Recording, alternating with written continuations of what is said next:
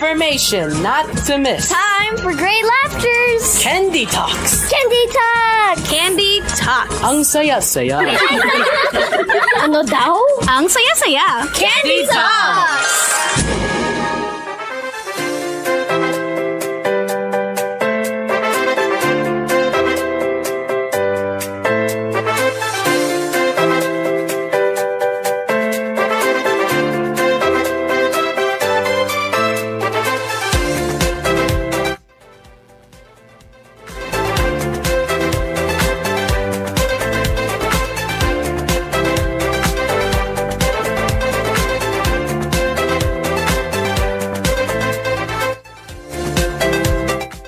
Pasok! Ayun!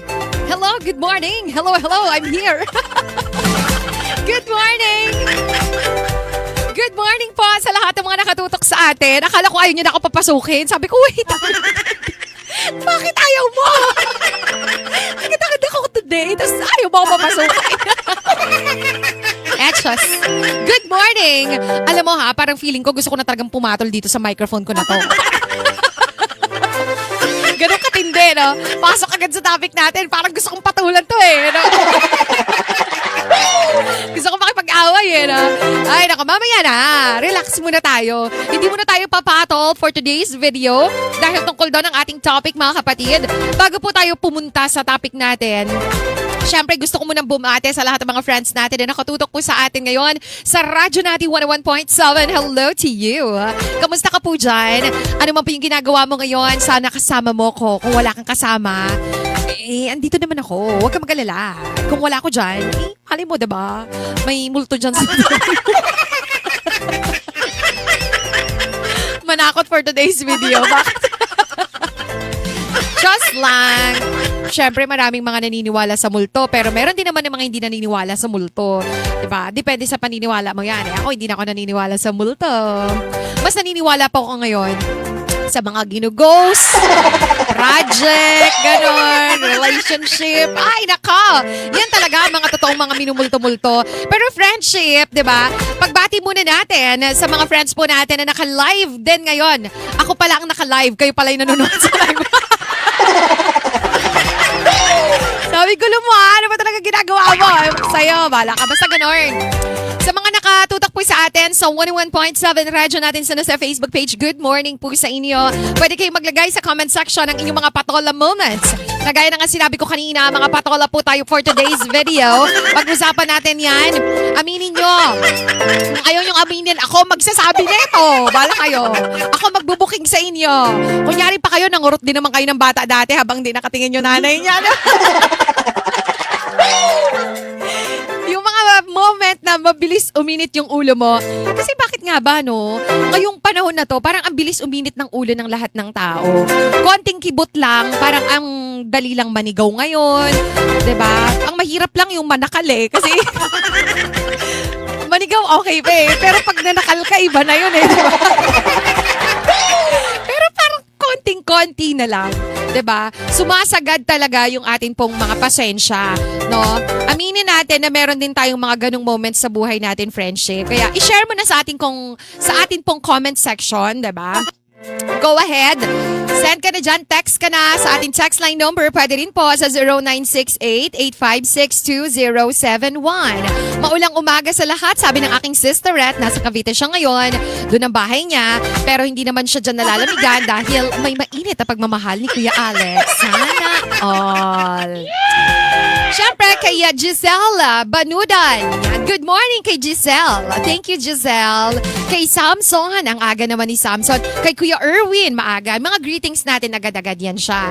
Diba, siyempre, ang aking kapatid na si Pitts. Good morning kay Peter. Sa kanya mga kagamitan dito, namunti ko ng patulan. O, diba?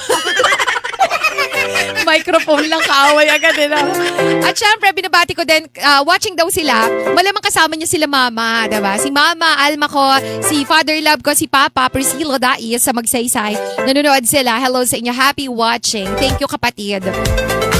At syempre, si Kuya Joey. Good morning kay Kuya Joey de Ases. Miss ko na, Kuya Joey, ang iyong mga pagkain.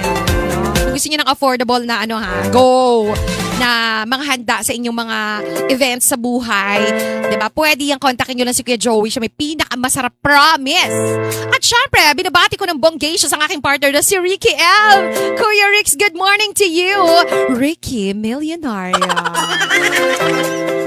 Sarap mangutang kay Kuya Ricky eh. Mangutang sana ako noong nakaraan eh. Kaso bigla niyang sinabi na, magpapacheck up ako. Meron na palang nararamdaman. Okay na, let's go mga kapatid. Ay, wait lang, kasi baka makalimutan ko to ha. Bago po tayo pumalaot sa topic natin ngayon, mag-comment na kayo guys. Huwag na kayong mahiya, diba? Ang lagay ako lang ang walang hiya dito. Dapat nyo na, yung mga nyo dyan, ubos-pasan siya moment nyo. Yung mga panahon na inis na kayo sa mga tao sa paligid ninyo, diba? Yung mga tipong kahit na nasa pila ka lang, may nag-cut lang ng pila, parang gusto mo na kaagad hilahin sa buhok, diba? Yung batang makulit sa kanto nyo, diba? Na panay ang sa'yo, panay ang tusok-tusok sa'yo, kahit di mo naman inaano. Tapos nung tumalikod yung nanay niya, diba? Bigla mong hinila yung hair. O kaya kinurot mo. Hala! Minus points kay Lord. Ay, naku po. Bago po natin puntahan yan, syempre gusto ko munang bumati sa lahat ng may mga kaarawan today. Babati na agad ako kasi baka mawala na naman to sa sistema ko mamaya. Ang daming mga nagsiselebrate ng kanilang kaarawan po today. Promise. Unahin na natin ang nagsiselebrate. Syempre, happy birthday ng bonggacious. Happy birthday to you.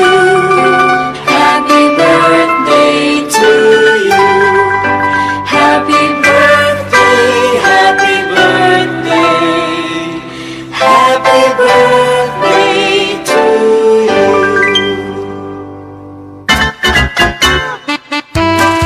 Yan, power up naman sa pagbati ng ating, sa ating minamahal na mayor mo. Ang gulo-gulo kasi ng kachat mo. Mamaya na tayo mag-chat-chat. Meron tayong time later. Okay? Chismis agad no? Kapag may naghahain talaga ng chismis sa akin, hindi talaga ako matatahimik no? Pero mamaya na po yan. Siyempre, babatiin muna natin ang pagbati natin kay Mayor Ray Ladaga ng happy birthday. Kasabay niya rin na nagsiselebrate ngayon si Boss Romel Kalingasan ng Mau. At saka siyempre, ang ating binibining ay ni Kyla Abad. Grabe, mga bigatin pala ang mga nagsiselebrate ng birthdays today. Happy birthday po sa inyong tatlo. At sa mga kasabayan po nila, i-drop down nyo lang yung mga pangalan na nagsiselebrate ng birthday ngayon para alam po natin at alam natin kung saan sila pupuntahan. Okay? So, happy birthday sa lahat-lahat ng mga nagsiselebrate ng kanilang birthday. Ha? O wag nyo pong kakalimutan, nandito lang tayo, nagmamahal sa inyo forever and ever. Okay? Happy birthday, Mayor. Tatay Mayor natin yan. Okay, kamusta na po kayo, DJ? Magaling ka na ba? Babati naman po dito sa Sitio Tagumpay. Medyo magaling na po ako. Nakakalakad na ako. Yehey! Uy, magpalakpakan naman yung mga wow! Mga gano'n. Yehey! Hindi sexy. Hindi sexy. Nakakalakad na po ako. Pero, patagilid. Patagilid siya. Parang alimango. Alam ko na ngayon, nakaka-relate na ako sa mga alimango. Sabi ko, ay ganito pala yung alimango, maglakad, patagilid. Hindi kasi yun pa lang po yung kaya ko. No? Pero, update naman, no? Mamaya meron ulit tayong therapy, no? Kaya binabati ko si Ma'am Ira, no? Yung therapist natin, napakagaling ni Ma'am Ira. So, after almost 4 months po, nakakalakad-lakad na ako. So, weight bearing na ako. Wala na akong saklay. Hindi na po ako gumagamit ng saklay. Yan. Hindi na rin po ako gumagamit ng wheelchair. So, ibinibenta ko na po yung wheelchair. Wheelchair lang yung saklay, hindi. Oo, diba? Paano ka din yun? Pang therapy. Kasi yung therapy, tuloy-tuloy pa siya. Okay. Let's go! Patola moment number 1. Ano na ang mga patola moment ninyo? I-share nyo na po sa ating live. Mag-comment lang po kayo dyan at babasahin po natin yan. Maya-maya ng konti, uunahin muna natin si Marvin ng Pag-asa. Yung naiwan ko yung ID ko. Sabi niya, Candy, natawa na lang ako sa sarili ko. O at least ngayon tinatawanan niya na lang, diba? Ibig sabihin, tapos na siya sa mga ganong moment. Sabi niya, naiwan niya daw yung ID niya sa opisina, tapos ayaw kong papasukin ng guard. Uy, aba! O, diba? Papatulan pa yung guard. Alam nang may batuta eh. Papatol ka pa. Aba, Sabi niya, nagtaas pa ako ng boses noon. Pag uwi ko, ay naisip ko, oo nga, kung pinapasok niya pala ako ng walang ID, baka siya pala yung napagalitan. Simula noon, ako na lang yung nagsasabing babalikan ko pag naiwan. Bait diba? Marunong. At least si Marvin, diba? Marvin, di mo naman kinuwento kung anong klase yung pagpatol mo dun sa guard, diba? Gusto sana naming malaman hinampas ka ba ng batuta niya? May mga guard pa bang may batuta ngayon? Kasi parang nakakatakot mga guard ngayon, parang bigatin na lahat, may mga baril na Sana wag naman nilang gagamitin sa mga ganong patola. Pero eto yung reminder nga natin dyan, kapatid. Pili-pili ka din ng mga papatulan mo, baka mamaya, no? Mainit din pala yung ulo niya. So, syempre, yun yung ating magiging mamaya. Magiging pinaka-aral nung topic natin ngayon, di ba? Bago po tayo magkaroon ng aral, syempre, mag-enchos muna tayo ng buhay ng iba. Tawanan muna natin sila bago tayo magkuha ng aral. Ganun talaga yun. Candy talks ito Pero 'di ba, nakakatawa din yun minsan kapag ayaw ka papasukin. Lalo na sa school, 'di ba? Kasi sa trabaho, medyo may pa yan May mga guard na, sige ma'am, sige po, go ahead. 'Di ba? Swerte mo pag pinalampas ka ng guard, meaning mabait talaga siya. Pero kasi kung ikaw ginagawa mo yung trabaho mo, 'di ba, sa desk mo, 'di ba, sa office nyo, yung guard, ginagawa lang din nila yung trabaho nila. What if, 'di ba, nalaman din ng iba na nagpapapasok pala siya ng walang ID? What if bigla may pumasok dyan na walang ID tapos masamang nila lang pala, 'di ba? Hindi, ano yung mangyayari, 'di ba? Ma-compromise naman yung kanyang trabaho. So, sana nauunawaan natin yon. Ang good naman kay Marvin, naunawaan niya, 'di ba? Hindi lang natin alam kung pinatulan niya muna yon bago niya naunawaan. Minsan kasi, 'di ba? Kala mo, ang tataas masyado no? Dito si Marvin iba to. May katrabaho akong parang may daily assignment na magparinig palagi. Gusto ko talagang sagutin bawat banat niya Kaya lang, kapag nagsisimula na siya, dinidedma ko na lang, hindi ko ikakayaman yung pagpatol. Pero, sigurado akong yayaman ako sa stress. Ay, true! True yan. Diba? Kasi kapag pumatol ka talaga dun sa mga chismis, hindi lang hindi ka lang mai-stress. Kundi syempre, hindi ka rin makakapagtrabaho. Aba! Pinagbubuti mo nga ang trabaho mo, di ba? Sayang ang promotion! Ngani! Tapos bigla lang may isang kaopisina mo na lalapit lang sa'yo para magbigay lang ng chismis. O kaya, di ba, may isang kaopisina ka lang na kahit na maliliit na bagay pinapatulan sa office ninyo, parang gusto mo na rin talaga siyang A sa kalen. Kaya di ba may resulta palagi sa violente? Kasi parang feeling natin yun yung instant na kailangan gawin sa mga taong nakakainis, diba? Nagpapainit ng ulo natin. Ayan, yung mga kaopisina po natin na walang ginawa kundi magparinig ng magparinig, hayaan nyo lang sila magparinig. Diba? Pabayaan mo na lang. Ang mahalaga ikaw, gagawin mo lang yung trabaho mo. Suot ka ng ganito, tapos ka, kahit na wala lang siyang tugtog, diba? Suot ka ng ganito para hindi ka nila aabalahin. Yun! O kaya kung hindi pwede yung ganito kasi baka isipin nila, nakikinig ka lang ng music tapos hindi ka naman nagtatrabaho. O di gawa ka ng ibang paraan. Basta magbisi-bisihan ka lang palagi dyan. Kahit lunch break, mag-busy ka pa din. Para hindi sila magkaroon ng pagkakataon na singitan ka at maapektuhan ka, kapatid. Diba? Ganun yan. Eto, hindi ko alam kung maturity ba to kasi ngayon talaga tinatamad na ako makipag-away. Dati kapag may sumingit lang talaga sa pila, kinakausap ko talaga. Hindi lang basta kinakausap, kundi sinusungitan ko talaga. O, diba? Deserve naman nila yun. Bakit? Kala nyo, ipagtanggol pa natin ang iba. Deserve mo masungitan. Kaya, diba? Kahirap-hirap kaya magpila tapos yung iba sisingit na gano'n. Parang feeling nila, diba? Entitled yarn. Singit ka ba? Kasi singit ka ng singit.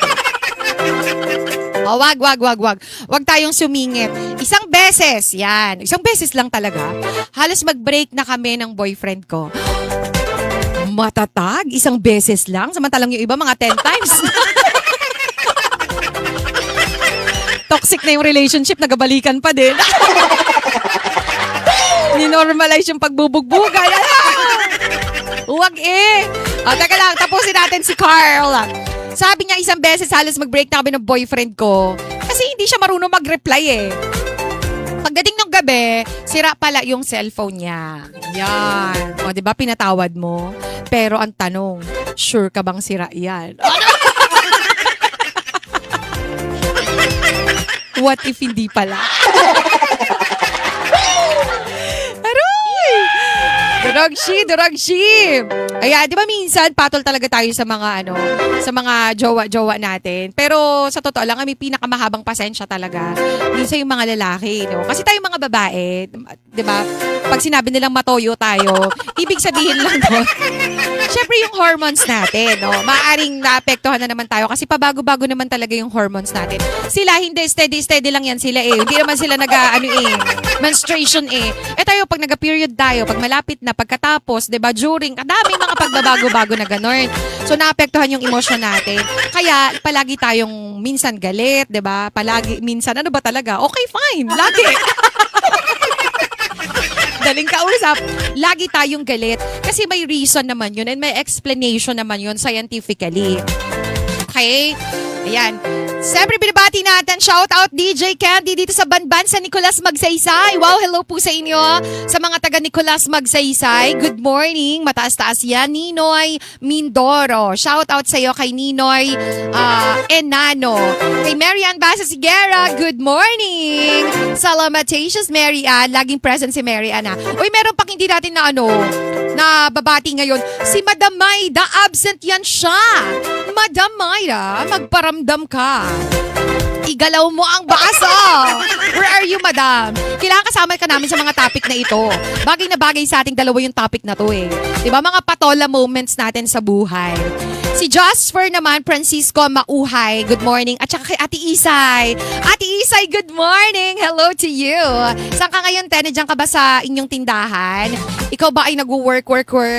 Tapos kapag nag-work ka dyan, nagapatol ka ba sa customer, Te? Ano mga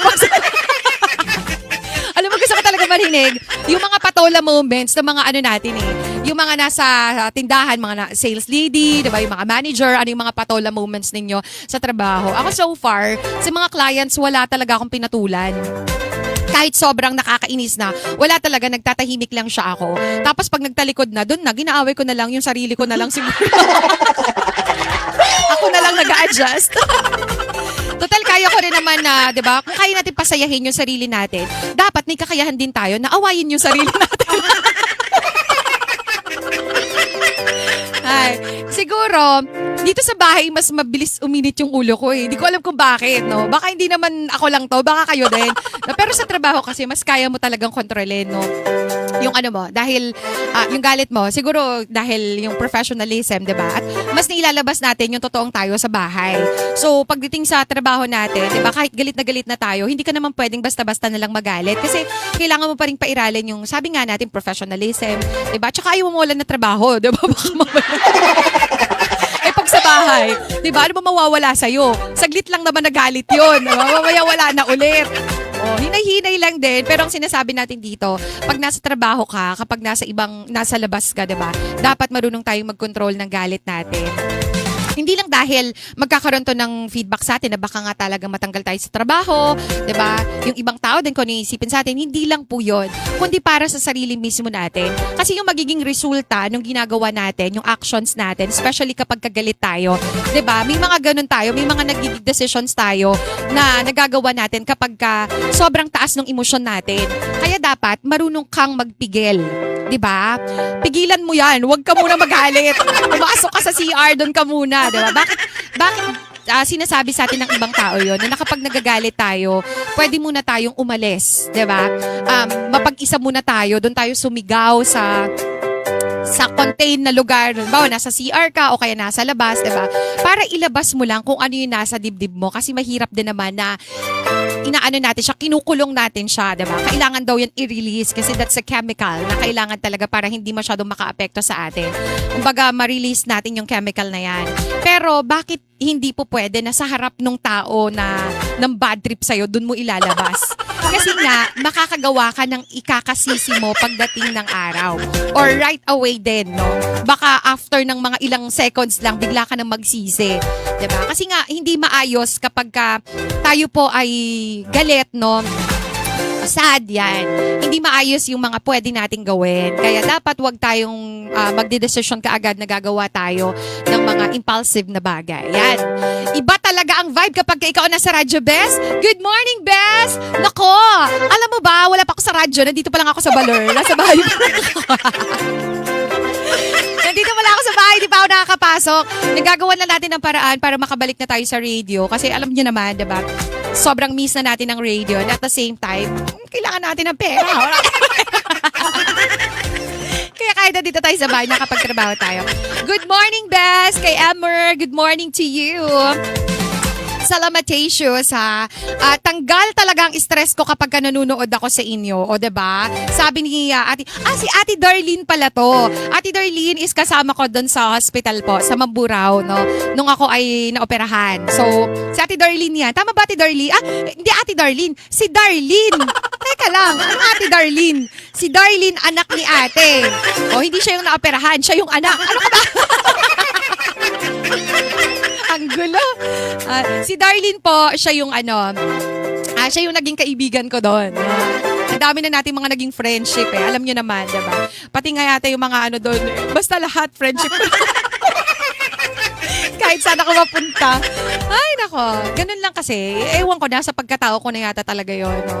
Yung iba natatakot sila kapag nakakausap daw nila ako. Parang ang layo mo dun sa sa personal. Kasi mas makulit daw ako pag nasa radio. Pero pagka nasa personal, parang mas daw ako, mahirap i-approach. Kaya naman minsan sabi nila, parang masungit ka naman sa personal. Pero sabi ko, hindi po parang. Masungit talaga ako. Pag nakita niyo po ako nakangiti doon sa labas, di ba? At naga-DJ ako doon, parang iba naman. Diba? Siyempre dito, kapag nagtatrabaho tayo, ito talaga yun, di ba? Ito yung ginagawa ko eh. So, ito yung pagkatao ko. So, after nito, siyempre iba na. Alam, ganito pa rin ako magsalita kapag after nito. Di ba? Mamaya pag tinanong ako ng anak ko, Ma, anong oras na? Di ba? It is now. Gusto niya maganon ako. Di ba? Oras natin sa buong bahay. Di ba? Siyempre, ibang pagkatao din yun. Anyways, going back to our topic mga kapatid, I think isa sa mga matututunan natin dito sa topic po natin na to, na minsan na pagdaanan din talaga natin yan, na pumapatol tayo. Kahit sa Facebook post di ba? May mga tao na kahit na may pinaringgan lang, no? Hindi naman ikaw yon, hindi naman talaga patungkol yun sa'yo. Pero dahil nakarelate ka, pumatol ka na kaagad. Di ba na ang dali lang sa atin i-post yung mga masasamang nangyayari sa buhay ng ibang tao without thinking, no? Wider, kung ano ba yung nasa likod nito, 'di ba? Minsan may nakita lang tayo nakakabwisit na buwisit talaga no.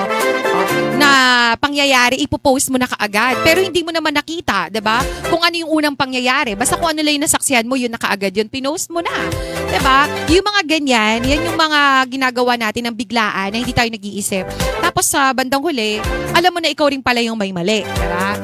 Kaya hindi lang po ito sa social media sa lahat in general sa buhay natin na bigla-bigla tayo na nagre-react at nagkakaroon tayo ng desisyon sa buhay natin na madalas nating pagsisihan kapag po galit tayo, mataas ang emosyon natin at nagde-decide ka agad tayo. Kaya mahalaga na ipahinga mo muna yan. Kapag nagagalit ka, may mga paraan naman po, kagaya ng sinabi ko kanina, para ma-release natin yung chemical na yan. Mag-inhale and then mag-exhale ka. Lumabas ka, diba? Lumanghap ka muna ng fresh air, mga ganyan. Or kung ano yung nagpapakalma sa'yo. Kasi may mga ganun tayo, kanya-kanya tayong paraan kung paano natin pinapakalma yung sarili natin. Ako pag nakikita nyo ako na galit, bigyan nyo lang ako ng 1,000. Okay na ako. 5K, mga makaka-recover na agad ako. Depende sa laki. Diba? Yung mga ganon. Anong paraan mo? Ikaw, kilala mo naman yung sarili mo Ano yung makakapagpakalma sa'yo? Baka kailangan mo ng tubig, diba? Di uminom ka muna ng tubig. Basta ang gusto lang po natin dito is maiwasan natin na makagawa tayo ng isang bagay na pagsisisihan natin sa bandang huli dahil yun nga pumatol tayo. Ang dami kasi talagang bagay na hindi natin dapat pinapatulan, 'di ba?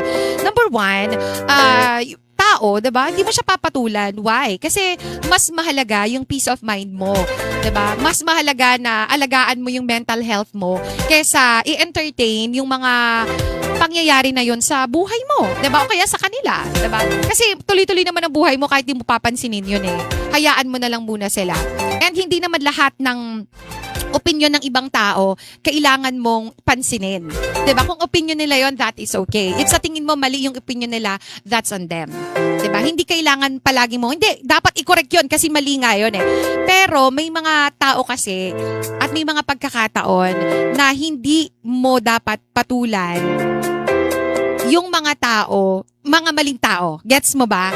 Hindi mo pwedeng i-correct yung mga maling tao. Kasi kahit anong explanation mo yan, mauubos lang yung energy mo, pero hindi nila tatanggapin yung explanation mo. That is why, mas importante na i-reserve mo na lang yung energy mo na yan, 'di ba? At yung peace of mind mo para sa sarili mo, para mas makagawa ka pa ng mga mas magagandang bagay, 'di ba? Like makapagtrabaho ka, maging productive ka, 'di ba? At mas positive pa, yung mas parang ibibigay mo na vibe, no? Yung aura dun sa buong opisina ninyo o kaya sa klase ninyo, ganon. Ayan. So, pipiliin lang po natin yung mga pagkakataon na dapat tayong pumapatol. Madalas talaga, pinag-iisipan muna natin yan. Okay? Tandaan natin, friends, ha? Kapayapaan ang mahalaga. Yung kapayapaan ng ating isip. Mas mahalaga yon kaysa sa anumang pakikipag-away dyan. Okay?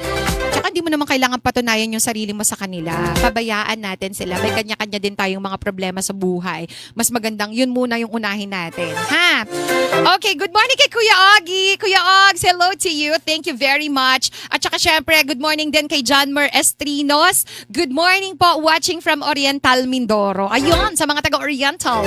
Morning sa lahat ng mga friends natin dyan. Okay. Ano pa ba? Meron pa ba akong gustong sabihin? I believe. Wala na dahil a minute na lang. Mag-aalas 10 na. Wala po tayong ikaw at ang Agri ngayon para sa mga nag-aabang po ng programa ng ating Department of Agriculture. Wala po muna, pero bukas meron sila. No? Happy birthday ulit kay Mayor Ray, kay Boss Romel Kalingasan, at syempre kay Miss Aini Kyla Abad. At syempre gusto ko rin sabihin na mag-ingat po tayo, though hindi tayo rektang matatamaan ng bagyong si Maymay, pero alam nyo naman, medyo si Maymay din, may mga paghatak kay habagat. Super pahila din ng bebe mo, no? Kaya tayo naapektuhan po, no? Malakas yung mga pag-ulan natin. Maya-maya, no? So, baka may hangin. Mag-abang-abang lang po tayo. Dapat lagi tayong updated. Okay? Sa mga pangyayari. Ingat tayong lahat, everyone. God bless you. And, ayun lang. Mag-ingat tayo. Ha? Maging mabait tayo. Challenge pala. Naku, nakalimutan ko yung challenge. Ngayong araw, pigilan mong magalit. Subukan mo lang na huwag kang munang masyadong magalit. At huwag pumatol sa anumang mga nagpapatrigger sa'yo para patulan yan. Ha? Yan ang challenge natin. Thank you guys. Bye!